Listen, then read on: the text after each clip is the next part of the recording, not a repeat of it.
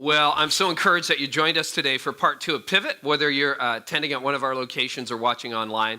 We are talking about for 5 weekends things that actually move us closer to God, because I think if you're human, probably at some point in your life, you felt kind of distant from God. And for some of you might say, well, maybe it's because I just don't believe. And maybe you're in that place, and maybe that's why you're here. Church isn't usually a part of your life.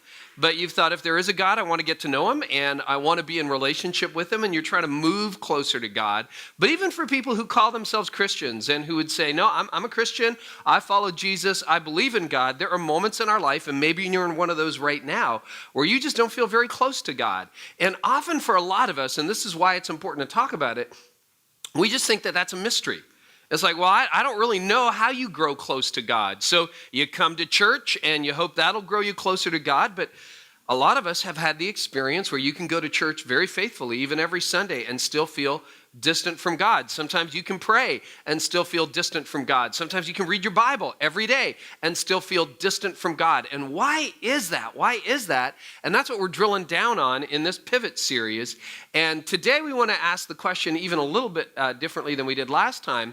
And this gets at a problem I think a lot of you have had. A lot of people who don't believe in Christianity, don't believe in Jesus, say, listen, this is my big hang up. God is invisible. All right, so if God is invisible, I buy that. Nobody's ever found God. How do I actually grow close to an invisible God? That's the question, right? How can I experience an invisible God? I mean, when you were 5 years old, maybe you had an invisible friend, and that was kind of cute, and that was kind of fun. But it's kind of weird if you're 25 and you have an invisible friend, isn't it? I mean, that's creepy all of a sudden. And so if God is invisible, how do I discover God? And we're going to drill down on that in particular today. But as the series title suggests, there are 5 things that draw us closer to God. 5 things that will move you closer to God. And these things are not in the Bible, but they are true, and they've been true of Christians both in the Bible and since the Bible was finished being written for thousands of years. First one is practical teaching. And we talked about that last week, that practical teaching is the difference between the wide road that leads to destruction and the narrow road that leads to life. And the difference between those two is application. So practical teaching is all about hearing what we're saying, but doing something about it. Listening to what the Bible is saying, but doing something about it. And that's what practical teaching is really all about. And we saw that in part 1. Today, we're going to drill down on number 2, the second thing that moves you closer to God, which is providential relationships. We'll explain what that's about. Next week, we're going to come back, look at the third thing that draws you closer to God, which is private disciplines. Those are things that just you and God do, and we're going to drill down on 2 in particular that can really draw you closer to God. Fourth part of the series, we're going to look at personal ministry, and that's where you actually decide to serve. And a lot of people have discovered when you open your hands and you start to serve, God does something to your heart. He opens your heart. So we're going to look at personal ministry. And then the 5th week, don't miss it as we wrap up the series, is pivotal circumstances. And that's probably the number one question people ask about God. Like, when things go bad in your life, where is God? And you've asked that question. Christians ask that question. Everybody asks that question. And nobody really seems to have a clear answer. And we're going to drill down on that, on pivotal circumstances. And it's not one of those 5 things that moves you closer to God. I mean, you can do one and you'll probably nudge a little bit closer. But when all 5 things start to work together at different seasons in your life, that's when you can look back over a period of time and say, oh my goodness, I've moved closer. I feel a lot closer to God than I did 3 years ago, 5 years ago. And over time, it's those 5 things that God seems to consistently use to grow us closer to him. So today, we're going to drill down on providential relationships. That's sort of a strange term. We just made that up. Providence means provided by God, relationships that God brings into your life. And sometimes when a good thing happens, you call it providential. There's actually a place called Providence, Rhode Island. I've never been there. But you know why it was named Providence, Rhode Island? And this gets to the nature of Providence, is the early explorers. There was an early explorer who founded Providence, Rhode Island, and he had been canoeing through swamps. And I mean, you ever think about that, what it would like to actually be a pilgrim or like a pioneer? It would be difficult. And he'd been canoeing for days, and he finally got to this place which became Providence, and he found a freshwater spring. And it was the first fresh water he'd had in a long time. And so he said, hey, this is like it was provided by God. And so he called the place Providence. And you probably had moments in your life, regardless of where you are spiritually, where you would say, I don't know why that happened, but it feels providential. It feels like God provided for me. And relationships can be that way. Relationships can be incredibly providential. Now, if you're like most people, you probably have a love-hate relationship with relationships. There are some relationships in your life that you love and you value, and then there are some relationships in your life that you wish had never happened. And we live in a really, really strange age because we're hyper-connected now. I mean, between smartphones and just the way technology has gone, we have never been more connected, but we have also never been more isolated. We're more connected than ever before, but we're also more isolated than ever before. And this really strange thing is happening in our culture where you probably have hundreds of friends on Facebook or hundreds of followers on Twitter or on Instagram, but there's a loneliness, isn't there? There's a loneliness. And if you start to look at how people live in our culture, in Canada, in the United States, and Western culture, people are very, very connected and very isolated. I began to notice this a few years ago. We've lived in a couple of houses over the last 15 years. And I would challenge you to do this. I call it the driveway test. And I want you just to look up and down your street over the next week and don't get creepy. Don't start stalking people, but just sort of anecdotally notice how many people actually have people over to their house. And if your experience is like my experience, the answer is a lot of people don't have a whole lot of people in and out of their homes over the course of the week. We moved into our current home about 4 years ago, and we have a police officer living next door who's become actually a really good friend. And when we moved in, I said to Derek, because I became a little bit self-conscious, we had people in and out of our driveway all the time. So I went over to Derek, my friend the cop, and I just said, look, just so you know, we are not running a drug operation out of our house, okay? I'm a pastor. We just have teenagers, and we have a lot of people over at our house at the same time. But if you look up and down the road, I mean, I'm not even that social a guy. I'm a little bit of an introvert these days. So, relationships are work for me for the most part. Those of you who are introverts, you're probably like, oh, you're not going to tell me to get into a relationship, are you? Yes, we are. Okay, and we're going to try to explain why that's important. But we just have a lot of people over at our house, but we're weird. I mean, we're weird for a number of reasons, but we're weird in that respect. And if you look at your street, I would encourage you to do this. Do the driveway test, because what you'll probably discover is a lot of people don't have a lot of people over. And so we're hyper-connected, but we're also isolated in our culture. And that's dangerous. That's dangerous. You know how many people show up in my office and tell me if we meet together, they'll tell me stuff all about their life. I mean, that just happens. And I'll listen, and then I'll say to them, who do you have to talk to about this? And you know what the number one answer is? Nobody. No, well, you're married? Like, what about your spouse? We don't talk about that stuff. Do you have a best friend to talk about? Nope. So what do you do with this? I stuff it. I don't talk to anybody about it. And again, if you were to go to work and start having that conversation with people, if you were to go up and down your street and start to talk to people about it, you would discover a lot of people live that life. And it's dangerous. In fact, there are studies out there, medical studies, and again, these are not funded by faith groups. These are just doctors and scientists researching these things who have discovered that being socially isolated is more deadly to people than smoking. You are more likely to die from social isolation than from smoking. Being cut off from friends and family, are you ready for this? Doubles a person's chances of illness or death. And they got puzzled by this. Back in the 70s and 80s, scientists just got puzzled. Perfectly healthy people would die suddenly. And so a number of researchers started to look at this, and they discovered if you smoke, you are 1.6 times more likely to die than a non-smoker. But if you're socially isolated, you are 2 times more likely to die suddenly than somebody who's socially connected. So this is important, not just because God designed us for relationship. It's important because this could kill you. I mean, if you live an isolated life over time, there's something that happens inside your body that you're not aware of that actually could kill you and could make you sick. And so the Bible talks all about relationships, but a lot of us resist them. Guys in particular, this is going to be a hard message for guys. You talk to a lot of guys, it's like, do you have friends? Yeah, I got friends. I got lots of friends. Well, who's your best friend? A lot of guys don't have a best friend. Who do you talk to about things? A lot of guys don't talk to anybody. We try to avoid talk, don't we? And sometimes, socially you might have a lot of friends, but do you really have friends who you can talk to? Friends who will tell you not what you want to hear, but what you need to hear? And do you have that in your life? And in the same way that not being socially connected at a meaningful level can harm you physically, there's also scientific evidence that says when the right person walks in the room, it has a physiological effect. I want to read this to you. This is out of Science magazine.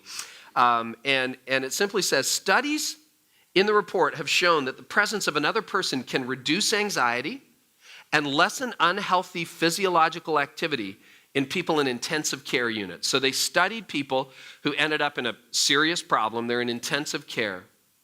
And they had them all wired up. So they're watching what's happening inside.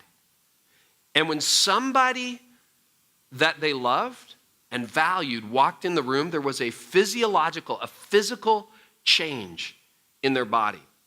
The comforting effect of another person's presence has been shown to lower not just heart rate and blood pressure, but also the secretion of fatty acids that can block arteries. So isn't that cool? You want to lose weight? Join a small group. There you go. There's evidence. It's except they serve like chocolate cake and, that'll undo that. But isn't that strange? And I mean, I never would have expected it. You read the Bible, and a lot of us grew up thinking the Bible is about what you believe. It's actually about a relationship. Did you know that? It's about a relationship. Because there were people when Jesus came along who thought, well, faith in God is complicated. And maybe you grew up with that notion that becoming a Christian or being a Christian or faith in God is just complicated. And the Pharisees had the Old Testament, the part of the Bible about Jesus, codified into over 600 laws, 613 laws. It's like, what do I need to do to be right with God? Here's 613 things to do. Good luck. And Jesus came along and he goes, no. You want to know what it's about? I'll tell you. Love God with all your heart, mind, soul, and strength. And love your neighbor the way you love yourself. That's it. Now, what's that about? It's about relationship. It's about relationship. Love God, relationship. Love your neighbor, relationship. That there is a God in heaven. He's a person, not an idea, not an object, not an inanimate force. He's a person. And he knows your name. And he created you. And he actually, science is discovering, wired you up for a relationship with him that would change the way you relate to other people. Jesus said that actually is Christianity in essence. That's it. That's what it's all about. But the challenge for you and I is we get socially isolated for a reason. Don't you agree with this? That relationships are the source of the deepest wonder in life? I mean, you've been in friendships that have been amazing. Maybe you've got a relationship with your mom or your dad or a sibling that's just like, oh, you can't imagine your life without them. It's so good. Maybe you're in a marriage or you're dating, you're on the front side of a marriage, you're dating, and you're just feeling things that you have never felt before. And relationships are the source of the deepest wonder that you've ever experienced. But this is also true. Relationships are the source of the deepest wounding you've ever experienced. Isn't that true? The deepest hurts that have happened in your life have been relational. I mean, for some of you, it's like, yeah, I broke my arm, or I was in that car accident, or, I had that heart attack, and that was awful, but the pain doesn't compare with the pain that you experienced in a relationship. Because what my ex did to me, what my dad did, what my sibling did, what my best friend did, what my business partner did, the way you let somebody into, or you just grew up with that person in the circle of trust around you, and they violated that trust, and nothing hurts more than what they did to you. That's just true. And that's why you're isolated. That's why some of you, when you hear this message, you're going to be like, I'm not doing relationship. I mean, I don't mind dark theater, individual seats. I don't know anybody. Nobody knows me. That's fine. That's the way I like to do church. I don't want to do church any other way. I want to be anonymous. I don't really want to connect. And then you can't figure out why you're not growing. Or you're just growing a little bit. And God would say, well, remember when I summarized it, this is what it was all about, right? Love God. Love people. I can do the love God part. I'm just not sure about the love people part. And some of you, you've never really had that depth of relationship. Your family was okay. Your marriage is okay. Your relationship is okay.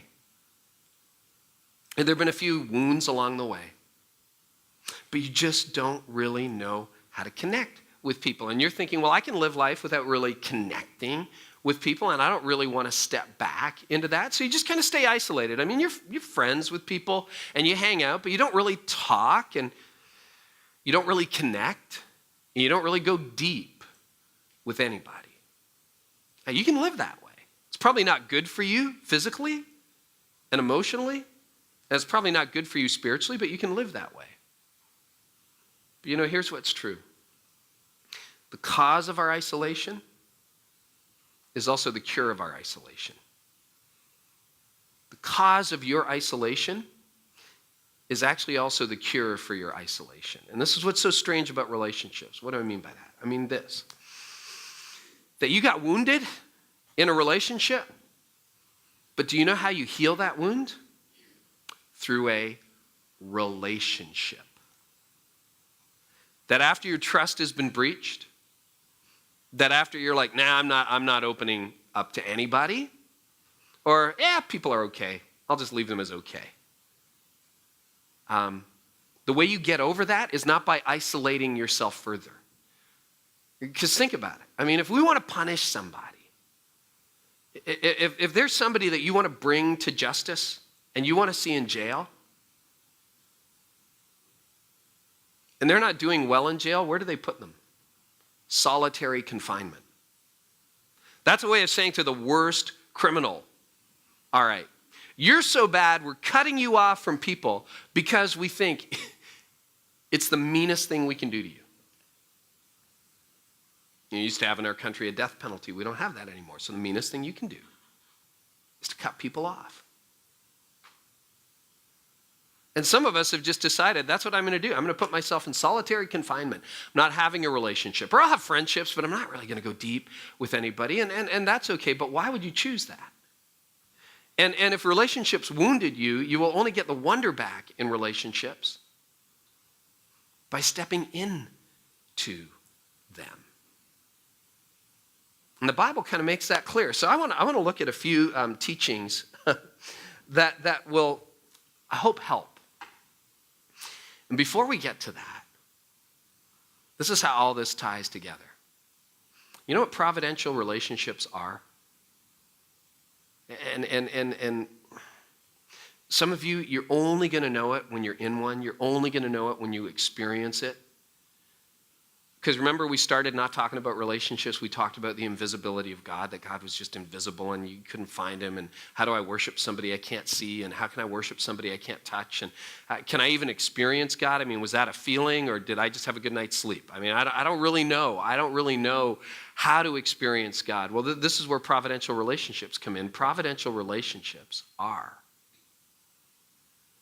the visible expression of God's invisible grace. That's what providential relationships are. That's why God says, I want you to love me, but I want you to love each other. Remember what Jesus said? He said, people are going to ask you, how do you know that you're a Christian? And the answer will be, you will know I'm a Christian by the way you love each other, by the way you treat each other. And so providential relationships, the relationships that you move into, they are a visible expression of God's invisible grace. And if you think God is too vaporous, if you think God is too strange, if you think God is too amorphous without form, just need to get into some good, healthy, sometimes difficult, but powerful relationships. Relationships that God provides. And when you start to surround yourself with relationships, you'll begin to say, oh my goodness, I wonder whether God loves me. I wonder if God is real. But the way, what she did for me, what he did for me, when they spoke into my life, oh my goodness, I changed. That is actually a tangible expression of God's love. That providential relationships are a visible expression of God's invisible grace. And the Bible makes that clear numerous times, but I want to read from Ecclesiastes, chapter 4, verses 7 through 12.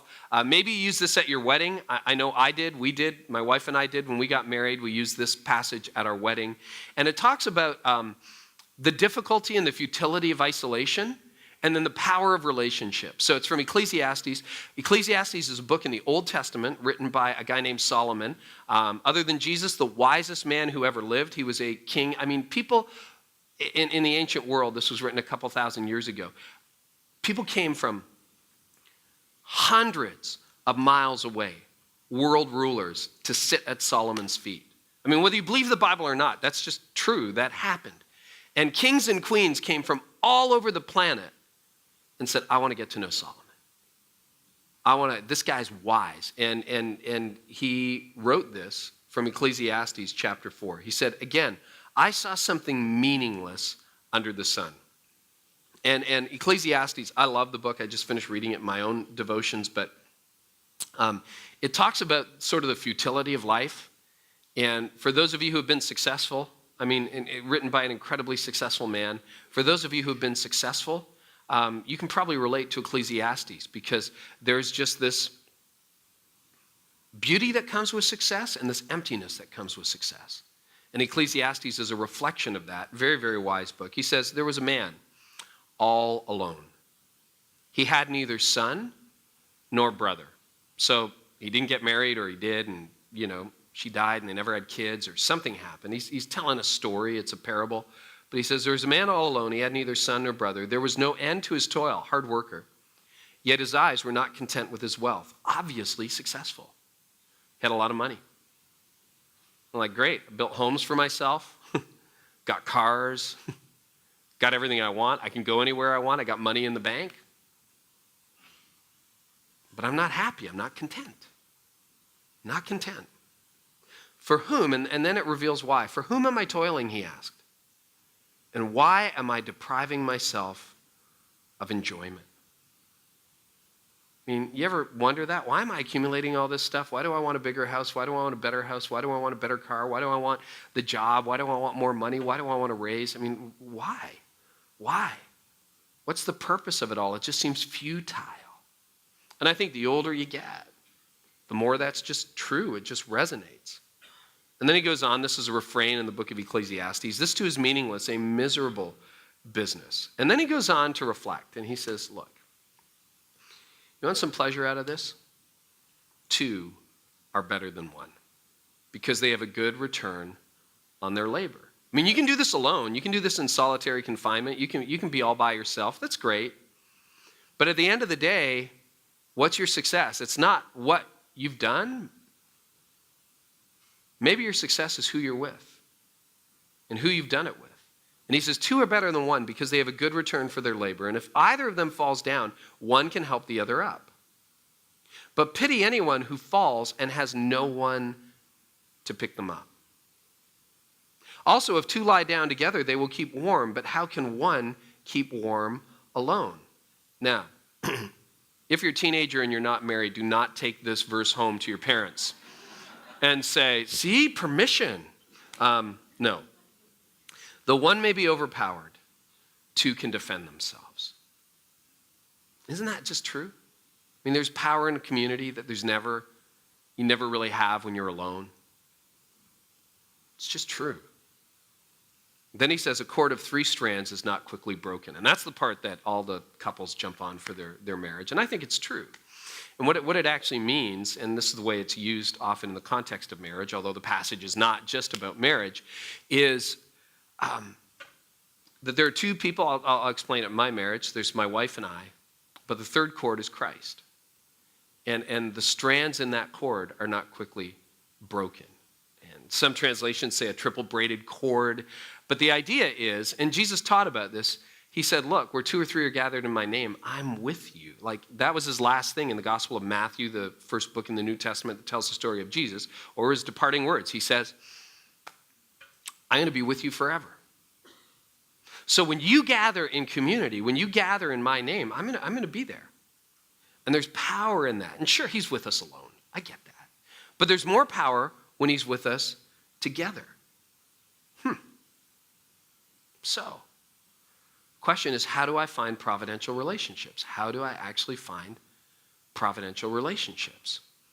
And I want to encourage, in fact, what I'm going to ask you to do, just to be clear, because I think most of us are looking for some visible expression of God's invisible grace, aren't we? I'm going to encourage you to start rearranging your life to include providential relationships. For those of you who are like, I'm just done with community, I just want to attend church, and then, I want to go home, and that's it. That's okay, but just understand what's at stake. Not only your health, and you can do with that what you want, but you're just never going to grow as much as the people who are in relationship. And maybe you don't want to grow. That's okay. But if you do want to grow, if you want to move closer to God, relationships are key. And then so it's like, well, how do I get those relationships? Because the people at work, they just, they're either after me or they don't really get along, or they just tell me what I want to hear, or the relationship is kind of superficial. And I do the driveway test, and I realize I don't have a whole lot of people coming and going in my life. And family, can I really talk to family about the things that matter? Or maybe you got a circle of friends, and they just tell you what you need to hear, and you realize you're at the point in life where you realize, I don't need friends who tell me what I need, what I want to hear all the time. I need friends who tell me what I need to hear. So how do you do that? How do you have providential relationships? Well, the first step is simply be open. Right? For those of you, and maybe you've never thought about it, and today you'll realize, I think I closed myself off to relationships. That happened to me a number of years ago, where I realized I just had a few sort of go sideways, and I had this not work out, and I had to call myself and say, you're kind of shutting down, aren't you? And I was in my 30s at the time, but I'm like, yeah, I think I am. And I had to make a conscious decision to say, no, I'm going to live my life open. I'm going to live my life open to the people that God brings in. And that means you can't really do that virtually. You can't really do that at a distance. It means you have to actually get in a room with other people intentionally to grow. If you really want to grow, if you really want to crack this thing open, you got to be open. And so for some of you, the biggest step you can take today is just make a decision and decide, I'm going to be open to relationships. Even though my marriage didn't work out, even though, we broke up, even though at work it's kind of weird, even though, we don't have a lot of people over, just decide to stay open. Just decide to stay open. Second thing you can do, and this is the good news, and actually we built our whole church around this. This is how we run here at Connexus at both of our locations. This is what we want you to do. Engage in an environment where providential relationships can happen. And in fact, we don't do a whole lot of programs in the middle of the week. We don't do like, you need a calendar. You ever been into an organization where, their calendar looks like a phone book? It's just huge and thick, and it's like every night of the week there's something going on. We don't operate that way, and for the foreseeable future, we never will. Why? Because we want you to be in a relationship where God has the potential to move. Not every relationship will be a providential relationship, but if you're open and you start to move into community and the opportunities that we try to send your way, over time, you will look back and go, wow, that was a providential relationship. That group was a providential relationship. So we have 2 primary ways for people to connect. For those of you who are new, who are terrified of community, who are not even sure you believe, or you're coming back after a long period of absence, we offer something called Starting Point. And at both of our locations in Aurelia and in Barrie, we've got starting points that are starting up within a few weeks. And we want to encourage you to get involved in Starting Point. It's just a 10-week environment. You don't have to make a 2-year commitment or anything like that. Get involved in Starting Point because it's a, surprise, surprise, starting point. It's a place where you can sample community and where your questions about God get taken seriously. So Starting Point is a great environment. We also offer something several times a year called Group Link. And this is actually your opportunity to connect in Group Link. And today, if you're attending at one of our locations or if you're watching online, you can just go online and click the links through to Group Link. But you can go to Group Link. And Group Link is a 2-hour event, which is basically an opportunity for you to get connected in a community group. And every week, hundreds of adults gather in community groups at Connexus. I'm in a community group. In fact, we're starting a brand new group in just a few weeks' time, and we're really excited about that. And it's an opportunity for 12 or fewer people to get together, and you have prayer time, and you study, usually what we study on the weekend, groups will just open that up, but you look at the Bible, and then you have cake. So that's kind of cool. So cake part especially. But Group Link is the way to get connected into a community group. And I think this will be our 4th group since we launched Connexus almost 6 years ago. And I want to tell you, there's some relationships that have really, really shaped me and my wife and my family in the community groups that we've been a part of. And so if you're going to take a tangible step today, I would suggest this one thing. If you're not in a community group or you've never done Starting Point, you just attend randomly or maybe you watch online, it's time to get offline and get connected face to face. And I want to encourage you to sign up for Group Link. And if you do that, just fill out this card today, tear it off, leave it at one of our campuses, or you can sign up online on the Group link, and you will get connected in a community group. Third thing, and those of you who've been in a community group understand this, don't worry about feeling awkward at times.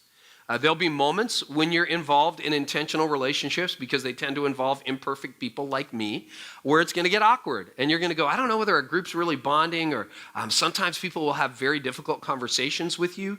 Not all the time, but once in a while, you'll just get to that place in a community where, that was tough, or that was awkward, or that was weird. Just kind of endure that stuff, because that's what happens. I mean, there are moments in your relationship, even if you love somebody, where it's just kind of awkward, right?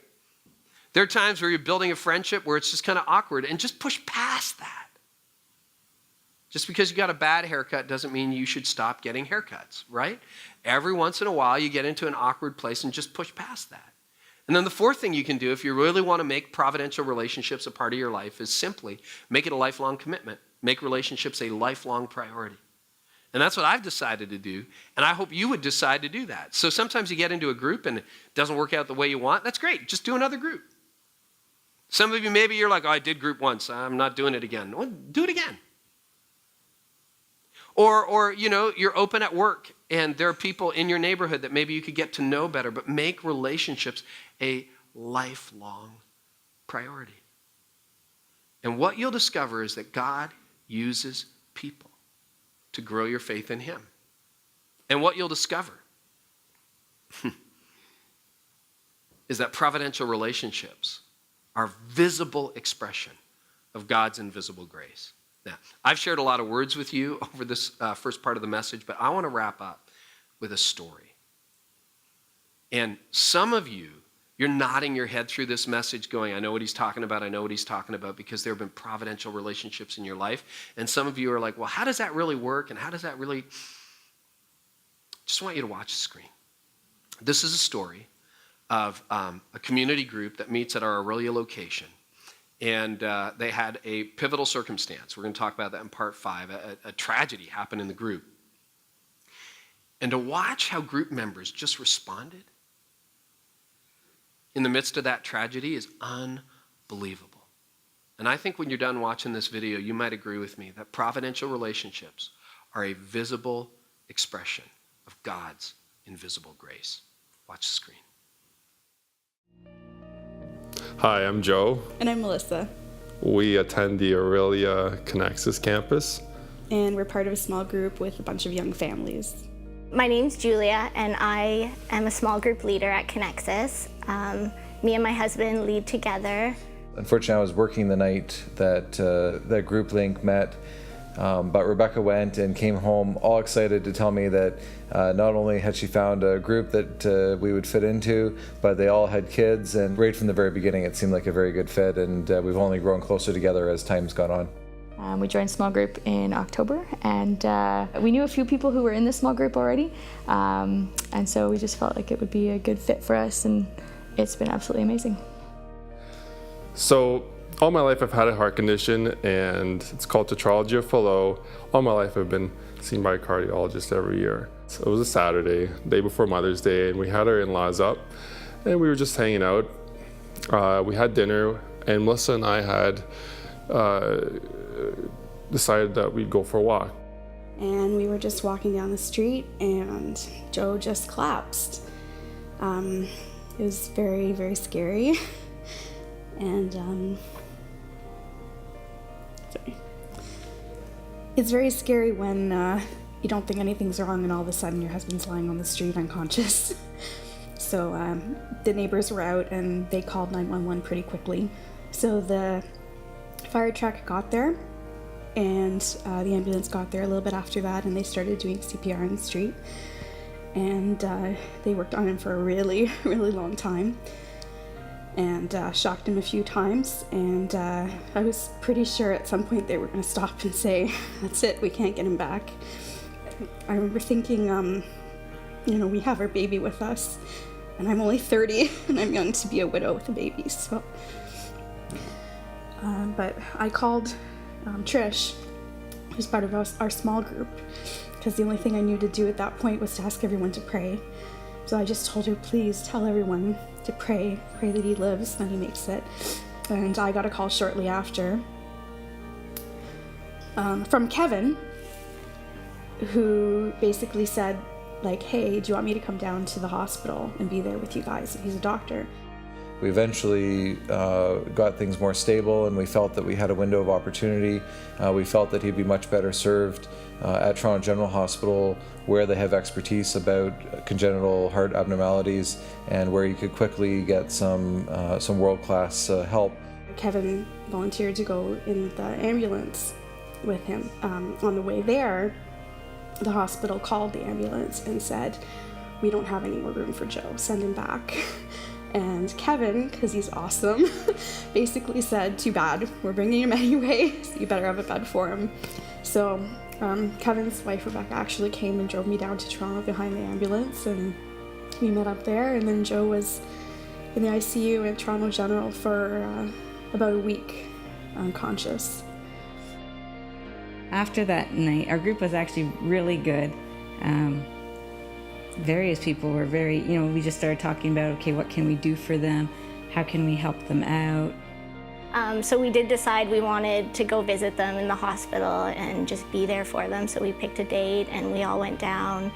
We also decided we really wanted to help raise some money for them because we knew the costs of Melissa being down there and just for groceries and that sort of thing. So we kind of got together and rallied and raised some money that way.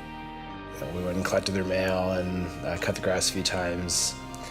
When the whole group went and cleaned their house, and we helped out with that. And because we were close, we were able to go and flip their laundry over, get all that done. Richard made sure that the house was baby-proofed because in the 7 weeks that Joe and Melissa were in the hospital in Aurelia, their baby had grown up and was now crawling, and the stairs weren't safety-proofed and all those sorts of things. So he actually made some changes to the structure of the railings that I couldn't have done for the life of me, and it was easy for him. Yeah, a lot, you hear people talking about being the hands and feet of God or being the hands and feet of Christ a lot, and it was really amazing to actually experience that and really be. I guess the only way I can describe it is that we got to understand together what it's like to be a channel for the Holy Spirit. You do grow closer together when you're working together, and it does deepen your relationship with God as well. You just kind of stand in awe, and you're like, yeah, you can trust God. I really saw how the few months leading up to my cardiac arrest, certain events happened They could be called coincidences, but I totally believe that God made those coincidences happen. I really believe that God brought our small group together for a reason. When everything happened that day and the weeks following, I mean, they treated me like family. They treated us better than family, and they were there for us in ways that even family wouldn't have been. Real community really brings you closer to God in a way that you just can't on your own. There's something about being connected with other people who are walking along that path with you that it's a really positive thing, you know? And it really deepened my faith a lot, and it really brought me closer to God. You see? Not unbelievable. Not unbelievable. Providential relationships are a visible expression of God's invisible grace. And my hope for you is that you experience that. And when you do, I think you'll discover that God is real and his love does flow to people, through people. Let's pray. Heavenly Father, thank you for Joe and Melissa's story, and thank you for that group. Even though they'd barely been meeting months or maybe a year, you just moved, and it was providential. Thank you. Thanks for your faithfulness. Thanks for the way you move in the world through people. And thank you, in that group's case, that you've made what is invisible very visible. We want to pray for Joe's continued recovery and for their group, and for Melissa, for their family. And Lord, for those of us who have longed for that kind of relationship, just thank you that there's an opportunity. Thanks for your love. And so, help us to grow closer to you, as difficult as it will be for some of us to step back into community or step into community for the first time. May we just do it, because we know that you will be there. In Jesus' name, amen.